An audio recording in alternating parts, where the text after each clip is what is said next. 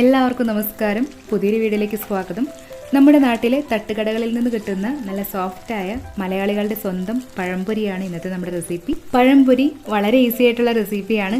എന്നാലും മാവ് പൊളിപ്പിച്ച സമയം കളയാതെ 10 മിനിറ്റ് കൊണ്ട് നല്ല സോഫ്റ്റ് ആയിട്ടുള്ള പഴംപൊരി എങ്ങനെ തയ്യാറാക്കാമെന്ന് നമുക്ക് നോക്കാം. ആദ്യം തന്നെ പഴംപൊരിക്ക് വേണ്ട ഒരു മാവ് തയ്യാറാക്കാനായിട്ട് ഒരു ബൗൾ എടുത്തിട്ട് ഇതിലേക്ക് 1 കപ്പ് മൈദ ഇട്ട് കൊടുക്കാം. കുറച്ച് ഹെൽത്തി ആയിട്ട് തയ്യാറാക്കാൻ ഇഷ്ടമുള്ളവർക്ക് മൈദയ്ക്ക് പകരമായിട്ട് ഗോതമ്പ് പൊടി എടുക്കാവുന്നതാണ്. എന്നാലും തട്ടുകടയിൽ നിന്ന് കിട്ടുന്ന പോലെ നല്ല സോഫ്റ്റ് ആയിട്ടുള്ള പഴംപൊരിയാണ് വേണ്ടതെങ്കിൽ മൈദ തന്നെ എടുക്കുന്നതായിരിക്കും നല്ലത്. കൂടെ തന്നെ പഴംപൊരി ഒന്ന് ക്രിസ്പിയായി കിട്ടാനായിട്ട് 2 ടേബിൾ സ്പൂൺ അരിപ്പൊടി കൂടി ചേർത്ത് കൊടുക്കുന്നുണ്ട്. അരിപ്പൊടി ചേർക്കണമെന്ന് നിർബന്ധമില്ല. ക്രിസ്പി അല്ലാത്ത തികച്ചും സോഫ്റ്റ് ആയ പഴംപൊരിയാണ് വേണ്ടതെങ്കിൽ അരിപ്പൊടി ഒഴിവാക്കാവുന്നതാണ്. ഒപ്പം തന്നെ മാവിന് നല്ലൊരു മധുരം കിട്ടാനായി 3 ടേബിൾ സ്പൂൺ പഞ്ചസാര കൂടി ചേർത്ത് കൊടുക്കാം. ഇനി നമുക്കിതിലേക്ക് പഴംപൊരിക്ക് നല്ലൊരു യെല്ലോ കളർ കിട്ടാനായി 1/4 ടീസ്പൂൺ മഞ്ഞൾപ്പൊടി കൂടി ചേർത്തിട്ട് എല്ലാം നന്നായിട്ട് ഇളക്കി യോജിപ്പിച്ചെടുക്കാം. മാവ് അരമണിക്കൂറൊന്ന് റെസ്റ്റ് ചെയ്യാൻ വെച്ച് പുളിപ്പിച്ചെടുത്ത ശേഷം പഴംപൊരി തയ്യാറാക്കിയെടുക്കാൻ സമയമുണ്ടെങ്കിൽ ഇത്രയും ഇൻഗ്രീഡിയൻസിന്റെ കൂടെ ആവശ്യത്തിനുള്ള വെള്ളം കൂടി ഒഴിച്ച് മാവ് തയ്യാറാക്കി പുളിപ്പിച്ചെടുത്ത് പഴംപൊരി തയ്യാറാക്കാവുന്നതാണ്. എന്നാൽ നമ്മളിവിടെ മാവ് പുളിപ്പിക്കാതെ തന്നെ 10 മിനിറ്റ് കൊണ്ട് നല്ല സോഫ്റ്റ് ആയിട്ടുള്ള ഒരു പഴംപൊരിയാണ് തയ്യാറാക്കുന്നത്. അതിനായിട്ട് 2 പപ്പടം 3-4 ടേബിൾ സ്പൂൺ വെള്ളത്തിലൊന്ന് കുതിർത്തെടുത്ത ശേഷം ഇതിലേക്ക് ചേർത്ത് കൊടുക്കാം. 4-5 മിനിറ്റ് പപ്പടം വെള്ളത്തിലൊന്ന് കുതിർത്ത് വെച്ച ശേഷം വേണമെങ്കിൽ മിക്സിയിലൊന്ന് അടിച്ചെടുത്ത് ഇതിലേക്ക് ചേർക്കാവുന്നതാണ്. ഇനി നമുക്ക് ഇതിലേക്ക് ഒരു 1/4 കപ്പ് വെള്ളം കൂടി ചേർത്തൊന്ന് യോജിപ്പിച്ചെടുക്കാം. അരിപ്പൊടി ചേർക്കുന്നത് കൊണ്ട് വെള്ളത്തിന്റെ അളവിൽ വ്യത്യാസം ഉണ്ടായിരിക്കും.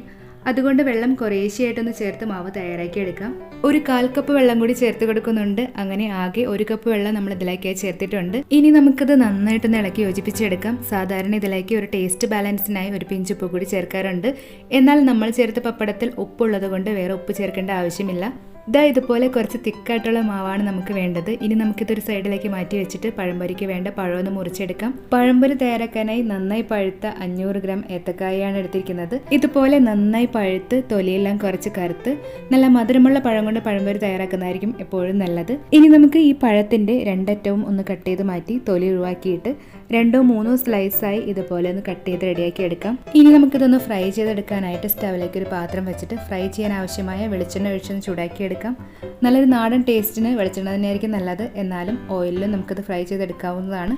വെളിച്ചെണ്ണ നന്നായിട്ടൊന്ന് ചൂടായി കിട്ടിയാൽ ഫ്ലെയിം ഒന്ന് മീഡിയത്തിനും ഹൈനും ഇടയിൽ വെച്ച ശേഷം പഴത്തിൻ്റെ ഓരോ സ്ലൈസായി എടുത്ത് മാവിലൊന്ന് മുക്കി നന്നായിട്ടൊന്ന് കോട്ട് ചെയ്തെടുത്ത ശേഷം ഇത് നമുക്ക് വെളിച്ചെണ്ണയിലേക്ക് ഇട്ട് കൊടുക്കാം. ഫ്ലെയിം കുറച്ച് വെച്ചാൽ കൂടുതൽ എണ്ണ കുടിക്കും. അതുപോലെ കൂട്ടി വെച്ചാൽ പെട്ടെന്ന് തന്നെ കരിഞ്ഞു പോകാൻ സാധ്യതയുണ്ട്. അതുകൊണ്ട് ഫ്ലെയിം ഒന്ന് മീഡിയത്തിനും ഹൈനും ഇടയിൽ തന്നെ വെച്ച് നമുക്കിതൊന്ന് ഫ്രൈ ചെയ്തെടുക്കാം. മാവിൻ്റെ കളറൊന്ന് മാറി മാവൊന്ന് വീർത്തു തുടങ്ങിയാൽ ഇനി നമുക്കിത് ഇതുപോലെ തിരിച്ചും മറിച്ചിട്ടിട്ടൊന്ന് ഫ്രൈ ചെയ്തെടുക്കാം. കൂടുതൽ കളർ മാറും വരെ ഫ്രൈ ചെയ്യേണ്ട ആവശ്യമില്ല. കൂടുതൽ കളർ മാറിയാൽ പഴംപൊരി ഹാർഡാവും. അതുകൊണ്ട് ചെറുതായിട്ടൊന്ന് കളറ് മാറി ഒരു ബ്രൗൺ നിറമാവാൻ തുടങ്ങും വരെ മാത്രം ഇത് ഫ്രൈ ചെയ്തെടുത്താൽ മതിയാവും. ഇവിടെ ഇപ്പോൾ നമ്മുടെ പഴംപൊരിയുടെ കളറൊന്ന് മാറി ഒരു ബ്രൗൺ നിറമാവാൻ തുടങ്ങിയിട്ടുണ്ട്. ഇനി നമുക്കിത് അധിക സമയം വെളിച്ചെണ്ണയിലിട്ട് സോഫ്റ്റ്നെസ് നഷ്ടപ്പെടുത്താതെ ഉടനെ തന്നെ വെളിച്ചെണ്ണയിൽ നിന്നും കോരിയെടുക്കാം. അപ്പോൾ നമ്മുടെ വളരെ പെട്ടെന്ന് തയ്യാറാക്കാവുന്ന സോഫ്റ്റും ടേസ്റ്റിയുമായ നാടൻ പഴംപൊരി ഇവിടെ റെഡി ആയിട്ടുണ്ട്. ഇത് നമുക്ക് ചൂടോടുകൂടി തന്നെ സെർവ് ചെയ്യാം. പഴംപൊരിയുടെ റെസിപ്പി ഇഷ്ടമായെങ്കിൽ നിങ്ങളുടെ വിലയേറിയ അഭിപ്രായങ്ങളും നിർദ്ദേശങ്ങളും കമൻറ്റ് ചെയ്യാൻ മറക്കരുത്. മറ്റൊരു റെസിപ്പിയുമായിട്ട് ഉടനെ കാണാം. Thank you.